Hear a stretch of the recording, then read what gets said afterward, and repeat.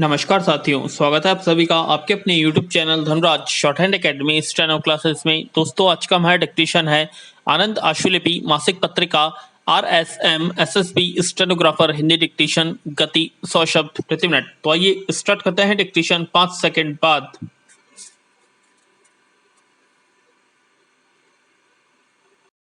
Start. महोदय, इन पिछले 15 वर्षों के दौरान संयुक्त राष्ट्र संघ की संरचना और कुछ कार्यकलापों के कारण प्राय इसकी आलोचना की गई है। इन आलोचनाओं का कुछ औचित्य भी है, लेकिन मोटे तौर पर देखने में सोचता हूँ कि हम निश्चित रूप से कह सकते हैं संयुक्त राष्ट्र ने अपने अस्तित्व को पर्याप्त रूप से उचित सिद्ध किया और बार बार संकटों को युद्ध में बदलने से रोका है। विराम। इसने महान भूमिका निभाई है और अब संयुक्त राष्ट्र के बिना इस संकटग्रस्त विश्व के बारे में सोचना थोड़ा कठिन है। विराम। यदि संयुक्त राष्ट्र में कुछ कमियां थी तो वे विश्व की परिस्थितियों में थी जिन्हें इसने उजागर किया। यदि आज संयुक्त राष्ट्र न होता तो हमारी पहल उस जैसी कोई संस्था बनाना होता।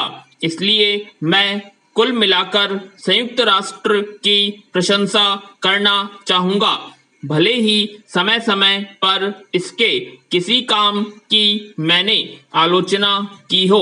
पैरा। जब संयुक्त राष्ट्र शुरू हुआ तो इसकी संरचना यूरोप और अमेरिका के पक्ष में थी। हमें वह एशिया और अफ्रीका के देशों के लिए उचित नहीं लगी, लेकिन हमने परिस्थिति की कठिनाइयों को समझा और किसी प्रकार के परिवर्तन के लिए जोर नहीं डाला। विराम। संयुक्त राष्ट्र के विकास से और अनेक देशों के इसमें शामिल होने से आज इसकी संरचना और भी असंतुलित हो गई है।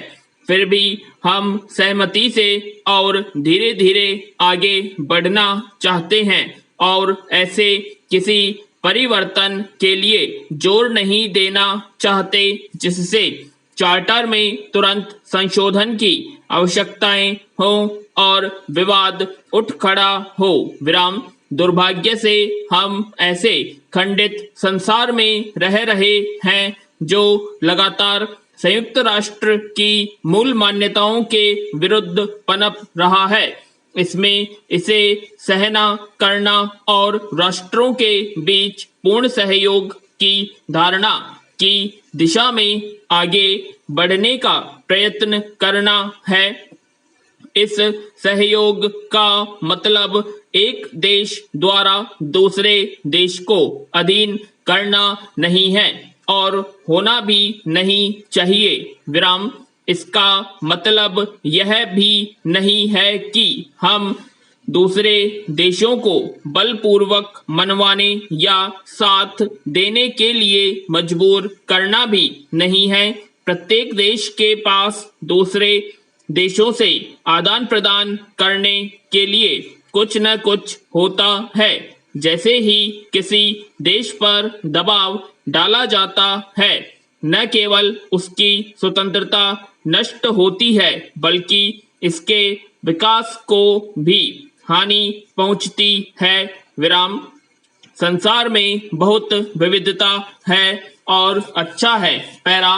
महोदय, नगर प्रारंभ से ही सभ्यता के प्रतीक रहे हैं।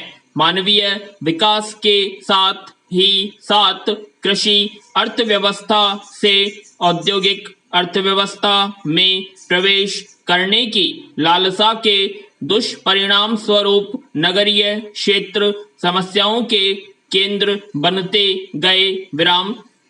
एक तरफ जहां विश्व की जनसंख्या में तीव्र गति से वृद्धि हुई, अर्थात जनसंख्या में विस्फोट हुआ, वहीं दूसरी ओर नगरीय क्षेत्र में जनसंख्या का तुलनात्मक और तेजी से केंद्रीयकरण अर्थात जनसंख्या का संकुचन भी जारी है। ग्रामीण क्षेत्रों में कृषि उत्पादनों में वृद्धि, नगरीय क्षेत्र में मानवीय श्रम की अत्यधिक उपादेयता एवं तीव्र औद्योगिकरण से उत्पन्न रोजगार की संभावनाएं ग्रामीण क्षेत्रों से नगरीय क्षेत्रों में जनसंख्या के स्थानांतरण का प्रमुख कारण है। विराम, नगरों की बढ़ती हुई जनसंख्या की अधिकता एवं नगरीय भूभूमि की न्यूनता के कारण जनसंख्या का दबाव नगरीय क्षेत्र में बढ़ता जाता है। औद्योगिकरण के फलस्वरूप बढ़ते तीव्र नगरीकरण के परिणाम स्वरूप आवासीय भूमि की न्यूनता हो जाती है। यही जनसंख्या अतिरेक नगरों में गंदी बस्तियों के प्रादुर्भाव का कारण बनती है। नगर की रिक्त भूमि पर ग्रामीण अंचल से नगरीय क्षेत्र में स्थानांतरित निम्न आय वर्ग के व्यक्ति समूहों में आवासीय समस्या से ग्रसित आवासीय हो जाते हैं, जो धीरे धीरे गंदी बस्तियों में परिणत हो जाती है। विराम, पैरा, गंदी बस्ती या गिरावट की दशा सत्यमेव पनपती है, अतः गिरावट के क्षेत्रों में उसके संबंधित होने से इसका महत्व भूगोलवेत्ताओं के लिए भी महत्वपूर्ण है। विराम, उपप्रमाणित गृह विकास अर्थात स्लम आदि नामों से अभिहित ये क्षेत्र किसी नगरीय क्षेत्र के अभिन्न अंग हैं। यह एक ऐसा क्षेत्र है जिसमें क्षेत्र की स्थिति और उसके मकानों की भौतिक, सामाजिक, आर्थिक एवं कार्यात्मक विशेषताएं इतनी गिरी हुई और नष्ट भ्रष्ट या टूटी फूटी हो जाती हैं कि उनकी उत्पादकता, उपादेयता और वांछनीयता काफी कम हो जाती है। अतः वस्तुतः गंदी बस्ती नगरीय अधिवास के गिरावट की एक दशा है जिसमें मकान इतने अनुपयुक्त हो जाते हैं कि वे समुदाय के स्वास्थ्य और नैतिक मूल्यों के लिए धमकी या खतरा बन जाते हैं। सामान्यतया गंदी बस्तियां अपने दो स्वरूपों में परिलक्षित होती हैं। प्रथम वर्ग के अनुसार गंदी बस्तियां उन सामाजिक समूहों के संदर्भ में समाजशास्त्रियों द्वारा अभिहित है जो नगर आवासी होते हैं एवं अनेक सामाजिक बुराइयों जैसे मद्यपान, सामाजिक जीवन की अनियमितता, वेश्यावृत्ति जैसी कुरीतियां सामान्य रूप से उनमें पाई जाती है। पैरा, महोदय अपने संरचनात्मक स्वरूप में पुराने जीर्ण शीर्ण मकानों में हवा एवं प्रकाश की कमी, प्रति व्यक्ति न्यूनतम भूमि उपलब्धता आदि सम्मिलित हैं। दोनों ही स्वरूपों में गंदी बस्तियों में रहने वाला व्यक्ति सामाजिक विघटन, पारिवारिक विघटन के लिए जिम्मेदार है। वहीं दूसरी ओर नगरीय विकास की दशा भी दयनीय हो जाती है। आज समस्त विश्व के नगरों में गंदी बस्तियों की समस्या विकट रूप धारण कर चुकी है। पैरा, भारत जैसे विकासशील देशों में 1971 के पश्चात हुए तीव्र नगरीकरण के कारण एक ओर नगरों की संख्या में वृद्धि हुई तो दूसरी ओर इन नगरों में आवासीय क्षेत्र की न्यूनता की समस्या विद्यमान है।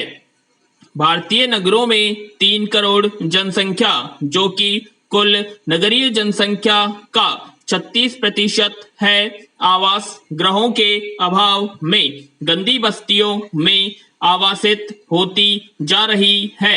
रोजी रोटी की तलाश में ग्रामीण पलायन कर नगर की ओर प्रस्थान करता है। जिससे आवासीय समस्याओं का जन्म होता है।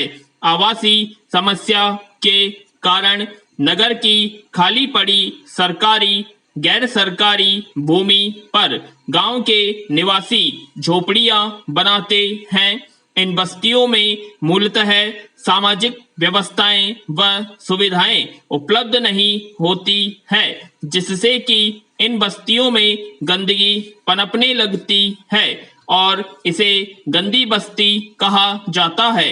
गंदी बस्ती नगर के वे क्षेत्र होते हैं जहां स्वास्थ्य तक का समुचित प्रबंध नहीं होता है। मकानों में अंधेरा, सीलन, शौचालय, स्नानघर, पानी, बिजली, हवा और रोशनी की पर्याप्त सुविधाओं का अभाव पाया जाता है। मच्छर, छिपकलियां, चूहे और बीमारियां ऐसे परिवेश की देन होते हैं। दुखांत स्थिति यह है कि आज गंदी बस्तियां मानव जाति की शारीरिक एवं मानसिक दृष्टि से कमजोर पीढ़ी को जन्म दे रही है।